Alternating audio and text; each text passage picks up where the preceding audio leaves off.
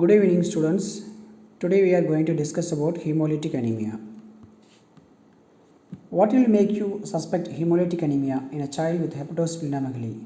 Child may present with anemia with hepatosplenomegaly. That may be due to many causes like infections, infiltrations, neoplasm, and anemia due to hemolysis also. What are the things make you suspect hemolytic anemia? So there are few symptoms and signs which may give a clue to the diagnosis of hemolytic anemia. The onset of symptoms will be mainly from infancy and early childhood. Infancy means up to 1 year. And history of transfusion, recurrent history of transfusion from early childhood, that will give a clue for a hemolytic anemia.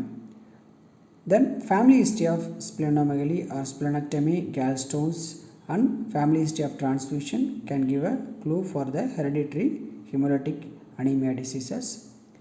Child may have hemolytic phases on examination. What do you mean by hemolytic phases? Generally, blood will be produced from the long bones. Instead of long bones, it may be produced from flat bones and other unusual sites like skull bones that will produce the typical hemolytic phases. Then presence of pallor with jaundice. This jaundice is hemolytic jaundice, that is achyuric jaundice. The jaundice will have mild color, lemon yellow color, with urine will be mostly colorless in hemolytic jaundice. In obstructive jaundice and hepatic jaundice, the urine will be darkly yellow color, dark yellow color, but in hemolytic jaundice it will be light yellow, or sometimes it may not be clearly visible in the urine. You can see in the sclera, skin and sclera, but it will not be that much obvious in the urine. That's why it's called as achyuric jaundice in case of hemolytic anemia. Then presence of hepatosplenomegaly, because spleen constitutes the reticuloendothelial system, and hepatomegaly and splenomegaly because there will be production of RBCs from these sites also. That can be due to increased synthesis, that is stimulation of the erythropoietin can cause hepatosplenomegaly and associated other conditions. So generally during fetal period, the yolk sac is the main source of blood production initially, then it will shift to the other sites like liver, spleen, then long bones. But after birth, the spleen and liver will not produce, and yolk sac will spleen and liver will not produce blood cell lines, only long bones will produce blood cell lines. So by definition, this is anemia which results from an increased RBC destruction associated with increased erythropoiesis. There is increased erythropoiesis, but also there is some RBC destruction. So the bone marrow is normal here. Bone marrow is able to produce more amount of blood cell lines. The problem is due to the hemolysis. But in case of aplastic and other infiltration, bone marrow will be affected. But in hemolytic anemia, mostly bone marrow will be spared, that is unimpaired. It can be classified into congenital or hereditary and acquired. So introduction is genetically determined hematological disorder. These are genetically determined hematological disorder. They can be autosomal recessive, autosomal dominant, and X-linked recessive. Autosomal recessive, as you know, these are all transmitted through consanguineous parents, consanguineous marriage, or carrier parents. Thalassemia major and sickle cell anemia constitutes autosomal recessive inheritance. Autosomal dominant through hereditary spherocytosis, that is one of the membrane defect, and X-linked recessive is due to G6PD deficiency, which will affect the male child. Like hemophilia, it will affect the male child. So this is the approach. How will you approach the hemolytic anemia? Whether it is acute in onset or chronic onset. In acute onset, if the child is male gender with a history of any drug and viral infection can cause, that can stimulate or that can precipitate the G6PD deficiency. So history of that it is a male child with a history of recent intake of some certain drugs and viral infection is due to G6PD deficiency. Any gender with a recent viral infection or drug intake and It's very difficult to perform cross match for transfusion means autoimmune hemolytic anemia. If the child is having oliguria, hypertension, hematuria following any diarrheal episode, child had diarrheal episode, after that child developed oliguria, hypertension, hematuria, then you should think in terms of hemolytic uremic syndrome, especially after E. coli infection. The HUS is more common. Then chronic disorders, chronic pallor with no reddish or brown discoloration of urine, that is urine is normal in case of chronic hemolytic anemia. So on regular transfusion every 3 to 4 weeks since infancy, the history of transfusion, recurrent transfusion, it's a thalassemia major, needs occasional transfusion only. It requires occasional transfusion only means it can be a hereditary spherocytosis or thalassemia intermedia. So classification of hemolytic anemia is extrinsic or intrinsic.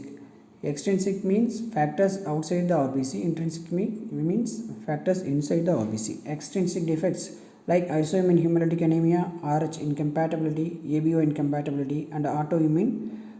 Some infections and toxins also can produce hemolysis. Mycoplasma pneumonia and other infections can cause hemolysis. Intrinsic defects, that is a problem is inside the RBC. It can be either in the outer membrane, that is hereditary spherocytosis, hereditary erythrocytosis and other membrane defects. If the problem is inside the RBC, that is in the hemoglobin, it can be thalassemia, sickle cell anemia. If it is in the enzyme, then G6PD deficiency. These are all the causes of intrinsic defects. So both extrinsic and intrinsic can be hereditary or acquired. So hereditary, intrinsic are hemoglobinopathies, enzyme disorders, membrane cytoskeletal disorders. Hereditary extrinsic factor is familial hemolytic uremic syndrome, and acquired intrinsic problem is PNH, that is paroxysmal nocturnal hemoglobinuria. Then acquired extrinsic factor, as we discussed earlier, it can be due to infections, any drugs, autoimmune, toxic agents and microangiopathic hemolytic anemia, mechanical destruction of the RBCs. So again same in intravascular and extravascular. General features of hemolytic anemia, general examination, they will show jaundice, pallor, bossing of skull, the hemoglobin can be from normal to severely affected, so it can produce enlargement of spleen, reticulocytes usually increased, bilirubin will be increased, LDH will be increased. Lab finding, serum haptoglobin and hemopexin will be reduced, urine urobilinogen is increased, and blood film, it will show polychromasia and normoblastic cells. Bone marrow, there will be erythroid hyperplasia because of the increased erythropoietin secretion, erythroid hyperplasia will be seen. Serum hemoglobin will be increased, urine hemosiderin and hemoglobin will be positive. So these are polychromatic cells, increased chromatic content, polychromatic cells. So we will discuss about the types of hemoglobin. It can be embryonic, fetal and adult. Adult will have A and A2, fetal will have F, and embryonic will be Gower 1 and 2 and Portland. These are all embryonic hemoglobin. Fetal hemoglobin is HbF and adult will be A and A2. A will have alpha and beta 2 chain. F will have alpha and gamma 2 chain. So hemoglobin A, alpha 2 beta 2 appears at 1 month of fetal life, but does not become dominant hemoglobin until after birth when HbF levels start to decline. Once the HbF levels start to decline, then HbA will increase. HbA2 is a minor hemoglobin shortly after birth and remains at low level after birth. The final hemoglobin distribution will be pattern is not achieved until at least 6 months of age. That's why the thalassemia will present only after 6 months of age. It will not present at birth because the normal hemoglobin pattern achieves after 6 months only. So HbA 95% and HbA2 3.5% and HbF will be less than 2.5%. Thalassemia, it's an autosomal recessive disorder as we discussed earlier. It's a single gene Mendelian pattern of inheritance, single gene disorder. Defect is in the hemoglobin chain synthesis. There are two types, alpha and beta. Alpha chain is defective, means alpha thalassemia. Alpha mostly incompatible with life. Beta thalassemia, it can be a partial absence or complete absence. So alpha thalassemia can range from silent carrier to hydrops fetalis. Hydrops fetalis is incompatible with life, and beta thalassemia, it can be a silent carrier to thalassemia major. It can be a silent carrier, thalassemia trait, and thalassemia intermediate and thalassemia major. Hemoglobin consists of two pairs of amino acid chains, alpha and beta.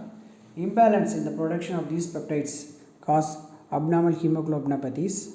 Then unpaired peptide chains in HP is precipitated inside the RBC membrane that leads to premature destruction of RBCs. Generally, the lifespan of RBC is around 120 days. Then they are prematurely destroyed, that will lead to hemolysis. Increased fetal hemoglobin, presence of increased fetal hemoglobin has got a high affinity for oxygen, because inside the uterus or inside the womb, the fetal hemoglobin has to extract the oxygen from the maternal side. So mother will have adult hemoglobin that will have a affinity which is lower than the fetal hemoglobin. The fetus hemoglobin will have more affinity. It has to extract the oxygen from the mother side. So it will lead to tissue hypoxia. Since it extracts more oxygen, it will not release the oxygen, it will lead to tissue hypoxia.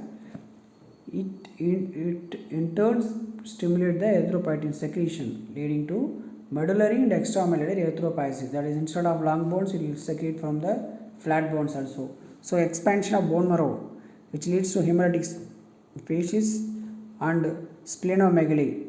Spleen is the site of destruction, but here spleen start to produce the RBC also, and related complications due to severe degree of anemia. Though these are all the typical phases in the thalassemia because of the increased hematopoietic hemopoiesis in the flat bones, that is in the skull bones, and hepatosplenomegaly is the hallmark. Clinical features, age of onset will be from 6 months onwards, because as we discussed earlier, it will be present only after 6 months. The features will be maxillary hyperplasia, nasal bridge will be flat, and frontal bossing will be there, hepatosplenomegaly will be there. The complexion will be greenish brown due to the pallor, hemosiderosis and jaundice. The mixture of pallor, jaundice and hemosiderosis will produce a greenish brown complexion. Severe degree of persistent progressive anemia needs repeated blood transfusion. It depends upon the severity. That will lead to iron overload. Iron will accumulate on the endocrine glands. That will lead to endocrine dysfunction. It can accumulate, hemosiderosis can accumulate in the cardiac muscle. It will affect the cardiac function. It will affect the liver function. So as the child grows, these are all the complications. Endocrinopathy will occur, cardiac problem and liver problem will occur. Growth and development will be severely affected. Sexual maturity rating also delayed. Peripheral blood smear of thalassemia, it will show target cells, pencil cells, stomatocytes, helmet cells. All sort of cells will be seen in thalassemia major. It's a microcytic hyperchromic anemia, just like iron deficiency anemia. Severe degree of anisocytosis and pyrglocytosis will be there. Iron deficiency anemia and thalassemia will produce microcytic hyperchromic anemia, but how will you differentiate both? If you measure the what is the index, Menzer index. Menzer index is used to differentiate between the iron deficiency anemia and thalassemia. In iron deficiency anemia, the Menzer index will be increased, that will be more than 13. But in case of thalassemia, it will be less than 13. So iron deficiency, it will be increased. I for I, increased Menzer index is seen in iron deficiency anemia. Immature RBCs will be there. HP and HCT extremely low with reticulocytosis. Because of the increased production, reticulocytosis will be seen. Then HP electrophoresis is the ideal test to identify the thalassemia. DNA diagnosis and mutation also can be easily diagnosed. So this is the typical appearance of skull bones, hair on end appearance of the skull bones due to increased diploic space in the skull. Hair on end appearance will be seen in thalassemia. Other types of thalassemia where they are the beta thalassemia intermedia, they will present in later part of life more than 2 years, because there will be moderate degree of anemia and hepatosplenia will be there, that doesn't require frequent transfusion. Beta thalassemia minor, as the patient will be almost normal, only peripheral picture will show iron deficiency like picture. HP electrophoresis can diagnose the condition. How will you manage the thalassemia major? There are two methods. One is supportive treatment by giving transfusion. The ideal treatment will be HLA matched stem cell transplantation. That is the ideal and the final treatment, but it's very costly, so we are doing only transfusion right now. If the patient can afford the treatment, we can do HLA matched stem cell transplantation. So anemia correction by giving packed cells, iron, and we have to remove the excess iron by chelation therapy, and we have to manage the transfusion related infections, transfusion related other illnesses. Then cardiac and endocrine complications like pituitary, thyroid, parathyroid gonads should be monitored. Splenectomy, in case of hypersplenism, we have to do splenectomy. Treatment of osteopenia, leg ulcer and gallstones. Curative treatment, there is a cure. Curative treatment is possible. HLA matched stem cell transplantation is the curative treatment. How will you prevent? Prevention is through prenatal diagnosis and genetic counseling. So transfusion regime in thalassemia, palliative transfusion means increase the HP to 8.5 grams, that is palliative transfusion. Moderate transfusion means you have to increase the HP to 9 to 10.5. Hyper transfusion means you have to increase the HP to 10 grams. Super transfusion is to increase HP to 12 grams, and neocyte transfusion to make requirement of transfusion interval longer. So there are various types of transfusion: palliative, moderate, hyper and super transfusion. Super transfusion will try to achieve the hemoglobin of 12 grams. So chelation therapy is very important because we have to prevent the iron load in the body. So excess G absorption, we have to prevent excess G absorption. Chelation can be started if the serum ferritin level is more than 1000 nanogram per ml, or liver iron more than 2500 microgram per gram of dry weight. But generally we will not do liver biopsy, we will measure the serum ferritin only. There are various drugs available, both parenteral and oral. Parenteral, desferrioxamine, and oral, deferriprone and deferrasirox. So this is the route and dosage. So it can be given either desferrioxamine can be given subcutaneous or IV. Deferriprone and deferrioxamine is given as a oral route.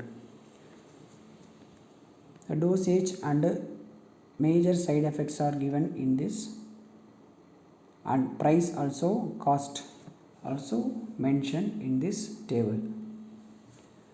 So next comes the sickle cell anemia.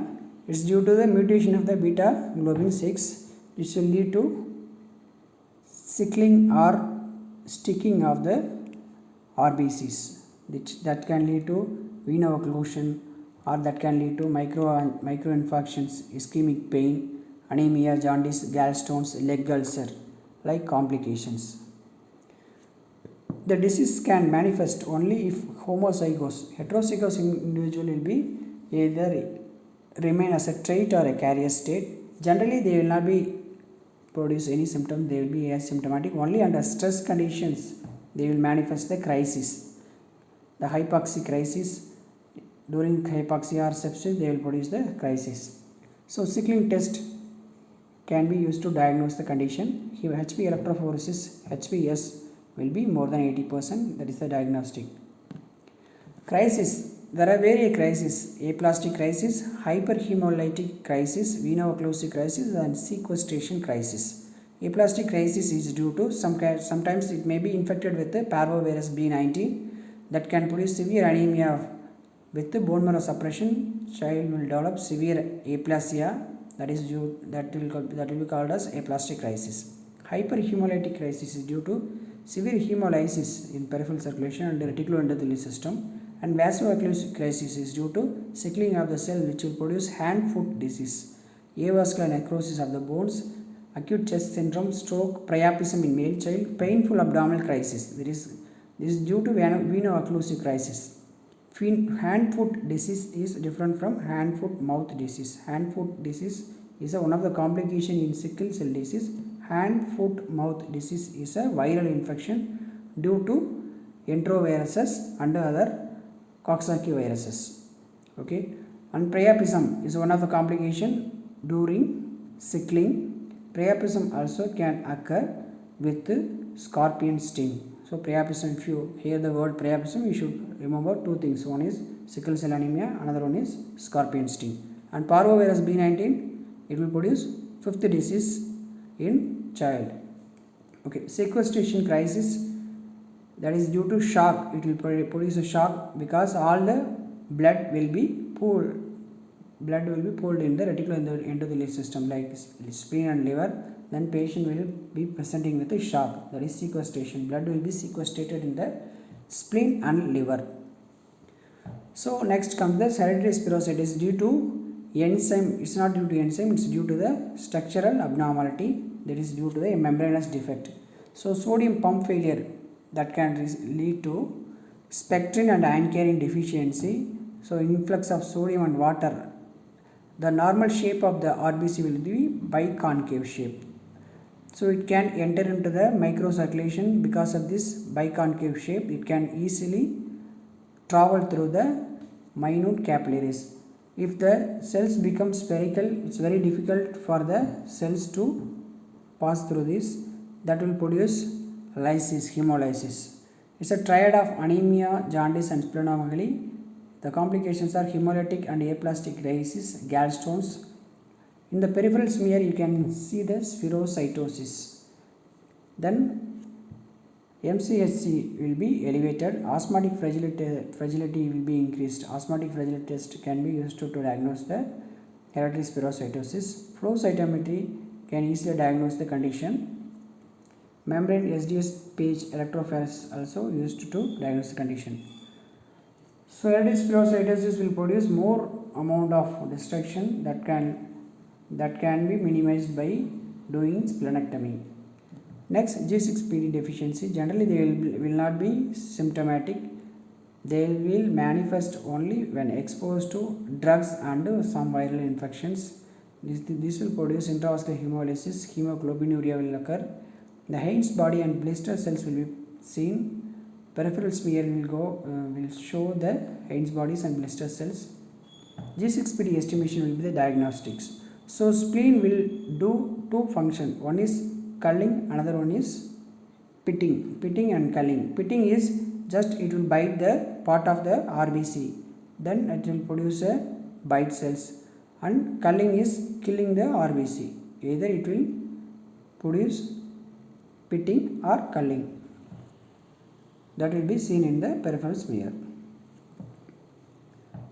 These are all the conditions which can predispose the child for a G6PD induced hemolysis. Antibacterials like sulfonamides, Septron, naradixic acid, chloramphenicol, nitrofurantoin, and antimalarials like primaquine, pamaquine, chloroquine, and quinacrine. Other like vitamin K analog, methylene blue, probenecid, acetyl salicylic acid, that is aspirin, and phenazopyridine. Some chemicals like benzene and naphthalene balls which kept in the house can produce hemolysis in G6PD deficiency. So if the child is having G6PD deficiency, you should instruct the mother not to keep the naphthalene balls in the house to keep the cockroaches away. We will be using naphthalene balls. So we should tell them not to keep the naphthalene balls in the house. Illness like hepatitis and sepsis can produce the hemolysis in case of G6PD deficiency, and diabetic ketoacidosis also can produce. These are all the precipitating events which can produce G6PD vulnerable to hemolysis. PNH is an acquired condition. It's a marrow disorder. it will produce a persistent intravascular hemolysis, and it can produce pancytopenia also, because the lab will show the hemoglobinuria, hemosideronuria, increased LDH and bilirubin. Venous thrombosis is also more common with this condition. It will occur during night. That's why it's called as paroxysmal nocturnal hemoglobinuria. When paroxysm means sudden onset of hemolysis during the night. So polychromatophilia and normoblast will be seen in the peripheral sphere. Normoblastic hyperplasia will be seen in the bone marrow. Diagnosis by flow cytometry, it will show decreased WBC, then CD55-59 or decreased RBC CD59 will be seen. Bone marrow aspirate should be done. Decreased decay accelerating factor will be seen. Treatment: mild cytopenia, there is no need for treatment. Chronic hemolysis and other cytopenia, we have to give prednisolone, that is steroids, and iron for secondary iron deficiency.